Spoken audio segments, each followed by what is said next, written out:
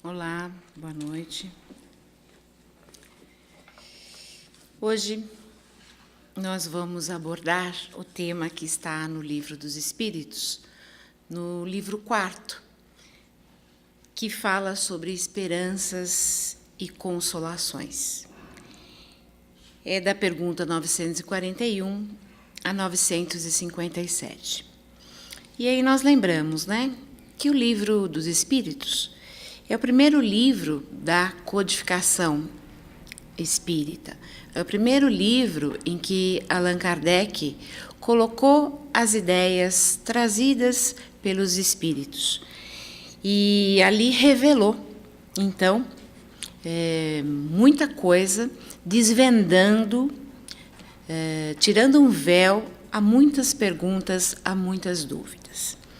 E quando ele fala deste tema, preocupação com a morte, desgosto pela vida, suicídio, nós vamos nos remeter à lápide de Allan Kardec e nos lembrando do que foi transcrito ali: nascer, crescer, morrer, renascer ainda e progredir sempre.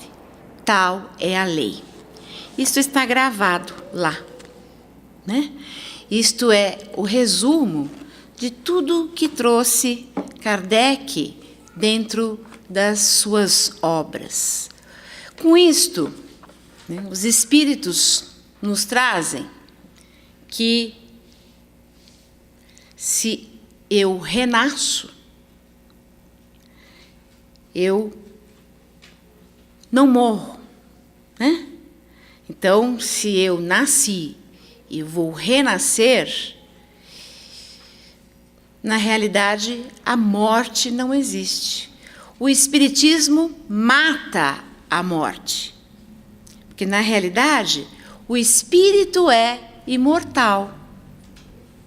O que morre, o que falece, é o corpo, essa matéria que reveste o espírito, essa matéria compactada que nos é emprestada para um momento de aprendizado.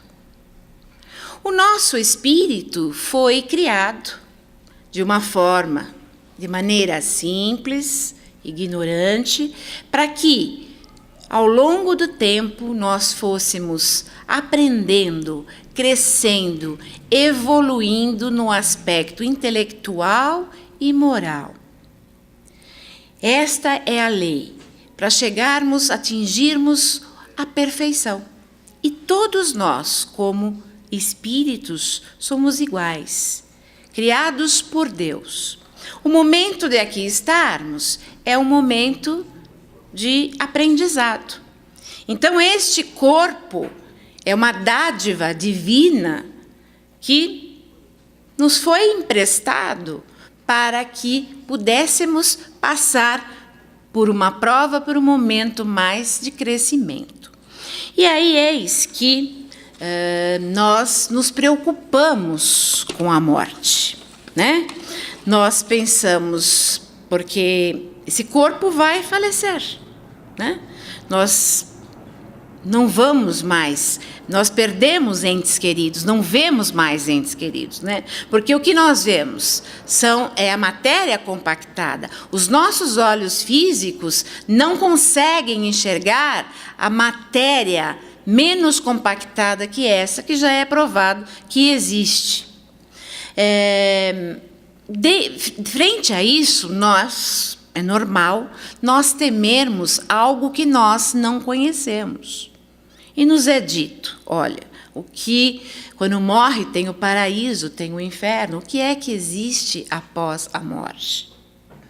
Então, essa preocupação, o que vai acontecer, Então, a partir do momento que eu conheço, e a partir do momento que eu começo a entender, compreender e estudar e ter a certeza com uma fé raciocinada da existência, da continuidade da vida, além desta vida, além deste momento, a minha preocupação não é com a morte, mas a minha preocupação deve ser em utilizar bem, em fazer bem os momentos que aqui eu estou.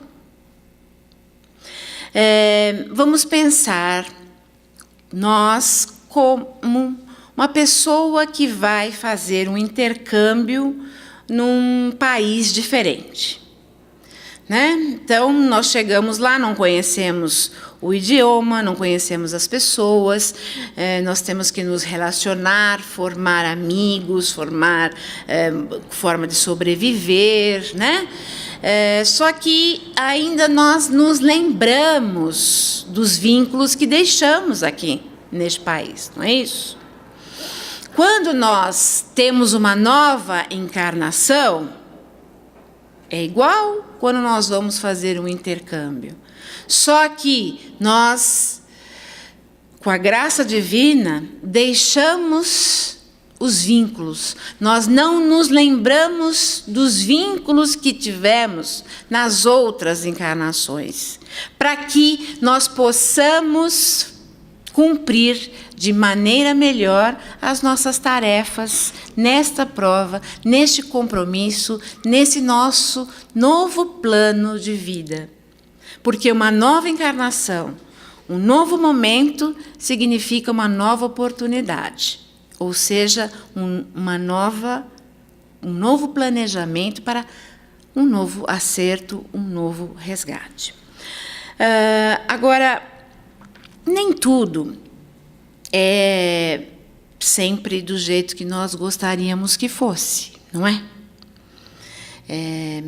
A média de vida do brasileiro hoje, na longevidade, a expectativa de vida, está em 73 anos. Já foi menos. Já foi 60, 70, agora está em 73. Né? E isso por quê? Porque está melhorando as condições, né? As coisas estão ficando mais fáceis. Então, o brasileiro está vivendo mais. Em países da Europa, a expectativa de vida é maior, vive-se mais tempo. Né? Um plano de vida para uma nova encarnação teria um planejamento médio de 100 anos. Esse seria um aproveitamento ideal que nós teríamos de uma nova encarnação. Porém, em virtude das nossas formas de vida, das nossas paixões, das nossas formas não adequadas, nós não cumprimos, né, o período ali que deveria ser. Mas estamos melhorando. Né? O brasileiro já está chegando à média de 73. Mas nem todos, né? É uma média. Alguns têm um compromisso de uma encarnação mais breve, né? Outros mais longa, mas uma média natural, a maioria ali, previsto essa questão. Agora, nesse processo aí de média prevista, o planejamento de vida que nós fazemos, porque lá na espiritualidade, quando nós planejamos, tudo é muito legal, né? A maioria, né? Aqueles que conseguem. Tem outros que vêm por expiação, então planejam para a gente, quando a gente vem por expiação, né? Alguém planeja, intercede por nós, né? Mas aqui, quando nós participamos, então tudo fica bonitinho lá. Sabe quando a gente planeja uma viagem? Fizeram já um planejamento? Quando a gente planeja um casamento, quando planeja um evento, quando planeja os filhos, né? Então, aí quando chega aqui a gente esqueceu, lembra? A gente foi fazer intercâmbio, mas os vínculos nós esquecemos e as coisas às vezes não acontecem exatamente daquela forma. E aí vem os desgostos, né? A gente começa a ter desgosto pelas coisas, desgostos pela vida. Hoje, a quantidade de desgosto pela vida está muito maior do que já foi no passado. Porque ao mesmo tempo que as coisas estão mais fáceis, para a gente ter uma qualidade de vida melhor, a gente consegue viver mais tempo, os estímulos são menores. Lutar pelas coisas ficou sem necessidade. Hoje, os jovens já não têm muitas expectativas, já não têm muitas coisas que os estimulam. A pressão é muito grande. Olha, você tem que ser feliz, você tem que dar certo, mas que rumo eu vou ter? Que rumo eu vou dar? No Brasil, 26 pessoas se suicidam por dia. Em 25 anos, 30% o número de suicídios entre jovens cresceu. Por que isto? Né? O que falta? O que acontece? O suicídio é uma interrupção antecipada da vida. Né? Nós não nos lembramos, mas nós pedimos muito uma oportunidade para estarmos aqui, para aprendermos. Faz parte da escala evolutiva, nós precisamos passar por isso para crescer e evoluir. Quando chegamos aqui, nós não conseguimos lidar com as questões e, às vezes, então, interrompemos esse processo. Às vezes, essa interrupção antecipada é de forma consciente e, outras vezes, essa interrupção é de forma inconsciente. Um suicídio inconsciente é aquele que acontece pelos excessos que nós cometemos, pelos vícios que nós temos, né? Pelas formas inadequadas de consumo que nós fazemos, pela vida não, pelos hábitos não apropriados que nós temos, né? Agora, a interrupção consciente é essa daí que eu disse que nós temos 26 casos por dia no Brasil, né? Essa interrupção acontece porque não se tem esperança e não se acredita na vida futura, né? Porque acredita-se que, com a interrupção da vida, o problema vai passar. Com a interrupção da vida, tudo tem fim, né? Ou seja, vai se livrar das questões, daquilo que o está incomodando, vai se livrar das pressões, vai se livrar dos problemas, vai se livrar das grandes dores. E eis, então, a grande surpresa, né? Que percebem que a coisa não acaba, que existe a continuidade. E ainda o problema fica maior, porque além daquele sofrimento que tinham, percebem um sofrimento muito mais intenso e que não conseguem sair daquela situação. Quem tiver oportunidade, ou quem já viu um amor muito além da vida, é o filme, né? Então, ali mostra uma situação de uma família em que morrem os 2 filhos, crianças ainda, e fica o casal.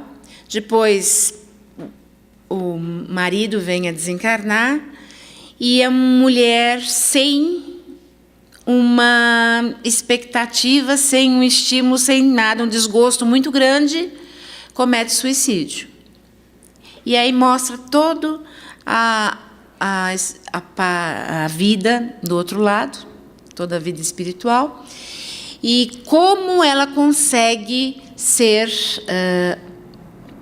conseguem contribuir com ela diante ao Vale dos Suicidas. Por quê?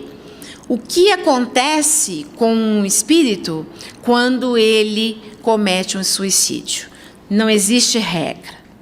Não existe regra para nada. Tudo tem os seus atenuantes. Tudo tem as suas razões e cada caso é um caso, né? A questão é, quem leu O Nosso Lar, né? Quem assistiu o filme sabe também que André Luiz foi para o Vale dos Suicidas por um suicídio inconsciente. E lá ele ficou 8 anos na nossa conta aqui de anos, né? Então, a questão depende da situação.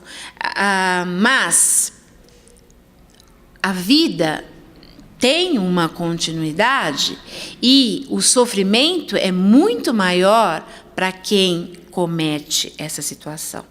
E quando este indivíduo que cometeu esse suicídio tem o discernimento e indagado por que isto aconteceu, muitos deles dizem que fizeram sem a consciência do que estavam fazendo.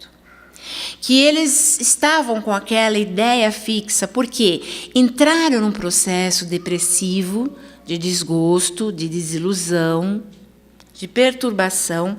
Com isso, entraram, se colocaram num momento de afinidade com espíritos que nós não estamos vendo, companheiros que nós não enxergamos, afins, né? Nós somos ímãs, atraímos energeticamente afins.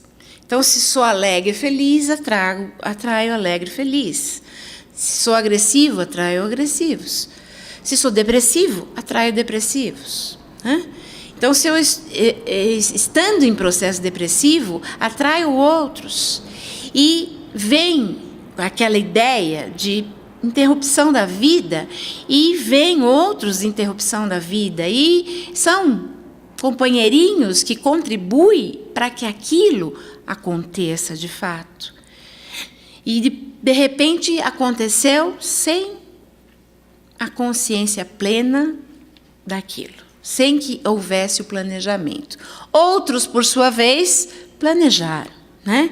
E é um planejamento que acontece durante um período, até que ele tenha a coragem de fazer aquilo, porque é um ato de coragem, né? Porque a vida, nós temos um instinto de preservação da vida, todos nós. A vida, ninguém tem o direito de tirar, a vida foi dada por Deus, esse corpo foi emprestado, nós temos aqui, por Deus, e não cabe a ninguém, e nem a nós, e nem a nenhum outro, tirá-lo, senão pela vontade de Deus. Então, é o instinto de preservação. Então, tirá-lo tem que ter a coragem, né, de fazê-lo. Então, esse processo, na questão do suicídio, na questão do desgosto pela vida, mesmo na questão de preocupação com a morte, tudo isso daí, existe envolvimentos que nós devemos ficar atentos. Porque estamos atraindo companheirinhos que têm esses sentimentos e que nos envolvem a agir de maneira não muito boa. Então, se nós conhecemos pessoas que falam alguma coisa, pessoas que sabemos que têm algum tipo de pensamento, nós devemos contribuir com essas pessoas, mudem o seu padrão de pensamento. Mudem a sua faixa, mudem o seu estilo, mudem a sua fala, né? Para que possam sair desse padrão de vida. Nós vimos na mídia, recentemente, um suicídio, né? Um jovem, Champignon, né? Que suicidou-se, né? Conhecido, né? Referência, fazia parte de uma banda famosa, né? E ele teve uma discussão com a esposa, na frente de amigos, foi para casa, pegou a arma, se trancou e deu um tiro. 2 meses antes ele tinha perdido um amigo, né, da mesma banda, que foi companheiro de banda, com uma overdose, drogas, né? Vício. Será que tem alguma relação? Não podemos dizer que sim, né? Mas também não podemos dizer que não. Existe todo um processo aí de envolvimento. Nós não sabemos como é que esse menino, o Champion, enfrentou essa perda desse companheiro, né? Como é que ele estava passando pela questão? Então, o que levou a cometer isto? E que exemplo é isto para os jovens, né? O que nós podemos fazer para que isto seja mudado? O que nós podemos fazer para que as pessoas possam enxergar, para que as pessoas possam mudar? O que nós podemos fazer para que isso seja diferente? Se não, disseminarmos o amor, disseminarmos a fé, disseminarmos a esperança e a certeza da vida futura. Porque se não existe a morte, se o espírito é imortal, do que adianta uma interrupção antecipada da vida? Temos que enfrentar as dificuldades e temos que nos fortalecer para enfrentar as dificuldades.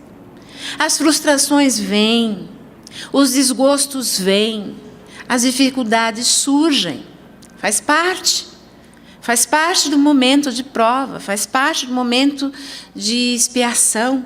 E nós nos perguntamos: por quê? Por que comigo? Por que agora? O que é que eu fiz de errado? Será que eu errei? Como é que eu vou fazer para passar por isto? Senhor, dai-me forças. Mostra-me o caminho. Ilumine-me para que eu siga o caminho que me leve à paz, à calma interior, sem ferir ninguém e nem a mim mesma. Esta é a lei. Esta é a parte do progresso. Essa é a parte da evolução. Compreender. Não é cruzar os braços, aceitar, mas sim enfrentar, com esforço, com vontade, lutar, amar, vibrar e dar o seu exemplo, né? Não tem nada melhor do que o exemplo. Persistindo e persistindo sempre. Às vezes cansa, mas levanta, sacode a poeira e dá a volta por cima. Deus, nosso Pai, está esperando isso de nós. Nós não podemos falhar, né? Ele não espera que nós falhemos. Às vezes a gente dá uma pisadinha ali, né? Mas Ele está esperando que a gente levanta, que a gente se recupere. E a gente se recupera, né?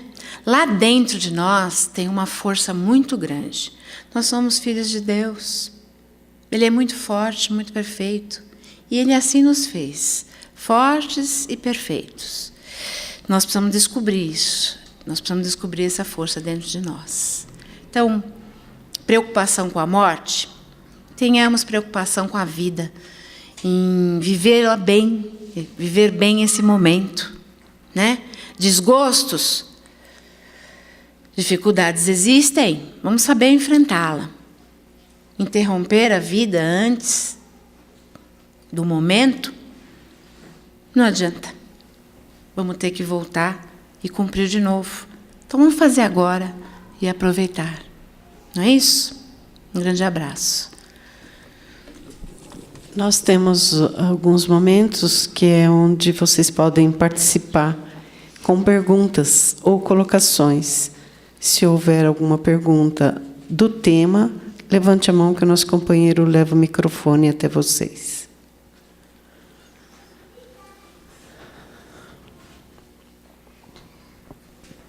Silvana, eu ouvi um comentário uma vez, há muito tempo já, que o suicida é muito corajoso. Aí eu fico me perguntando, como colocar essa coragem numa situação assim, de tirar a própria vida? Não parece contraditório? Queria que você comentasse a respeito. Pois é. Tem que ter muita coragem, né, de tirar a própria vida, né? Mas ele tem coragem de tirar a própria vida, não tem coragem de enfrentar a situação, né? Então é um contraponto. Ele tem coragem para si mesmo, né? Mas não tem coragem de lutar, né? De enfrentar o próximo, né? Parece que é mais fácil de lutar consigo mesmo. E aí é o grande problema, né? Depois que ele vê que não tem jeito. Porque nós fomos criados para vivermos em grupo, em conjunto, né? Nós somos irmãos, nós somos humanidade. E não tem jeito, né? Não adianta nós lidarmos somente conosco mesmo, não tem como. Nós temos que saber lidar conosco para nós sabermos lidar com o próximo, né? Mas é uma relação de meio, é um com o outro, né? Então é corajoso sim o suicida, né? Porque nós temos coragem de tirar a própria vida. No momento de dor, desgosto, ou no momento de consciência, de inconsciência, no momento de perturbação, nós talvez estejamos meio que fora de nós mesmos. Talvez isso possa acontecer, não é isso?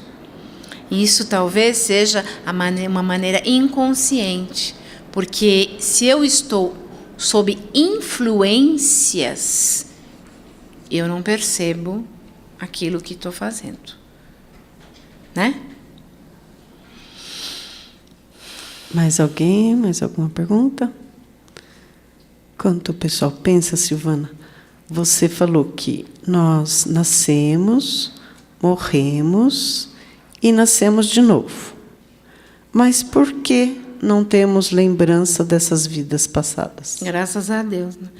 Porque se nós nos lembrássemos, que complicação seria, né? Como é que nós conseguiríamos cumprir esse nosso novo plano de vida, né? Como é que nós conseguiríamos lidar com aqueles nossos inimigos? E nós teríamos que nos reatar aqui. Como é que nós conseguiríamos lidar com os nossos amores que estivessem em outros lugares distantes de nós, né? Como é que nós conseguiríamos agir presos a vínculos passados, né? Diante a ódios, paixões, né? Então, graças a Deus, nós não nos lembramos, né? E isso é o grande pulo do gato que Deus fez, né? É só assim que a gente consegue passar pelas provas e expiações. Porque aquele que se lembra tem uma grande... E a gente sabe de histórias, né, de pessoas que se lembram e tem grande problema aí, né? Como é que ela consegue se desvincular do passado e continuar a vida? Não é? Pensemos nós vamos para outro país e temos que deixar todo o vínculo aqui e esquecer de vez. Se tiver que ser, será, né? Mas dor é grande, né? Então, esquecendo, a dor é menor, não é isso? Isso. Alguma pergunta? Não? Então, Silvana, suas considerações finais. E o pessoal que ficou alguma dúvida, alguma pergunta, pode vir ao final aqui, que a Silvana fica à disposição. É assim, o suicídio, ele compromete demasiadamente o espírito, o perispírito, né? Então, numa próxima e em algumas próximas encarnações, as provas, as expiações, a recuperação dessa situação é de forma dolorosa. Tem seus atenuantes, mas, na maioria das vezes, é bem dura ali, né? Isso quando existe a interrupção ali de forma consciente, etc., né? Então, que nós tenhamos consciência disso, que em alguns momentos, se viermos a pensar ou ter passar por relance, que de longe, que vá para longe, que nós possamos orientar, possamos sempre levar a palavra àquele que porventura tenha algum pensamento, mínimo que seja disso, que afaste, que oremos, que vibremos para que esse pensamento nunca chegue a ninguém, porque é um mal muito, muito doloroso. Muitos males, todos os males são muito dolorosos, né? Mas esse é algo que a gente deve vibrar para que ele não aconteça, tá ok? Um grande abraço a todos. Muito obrigada.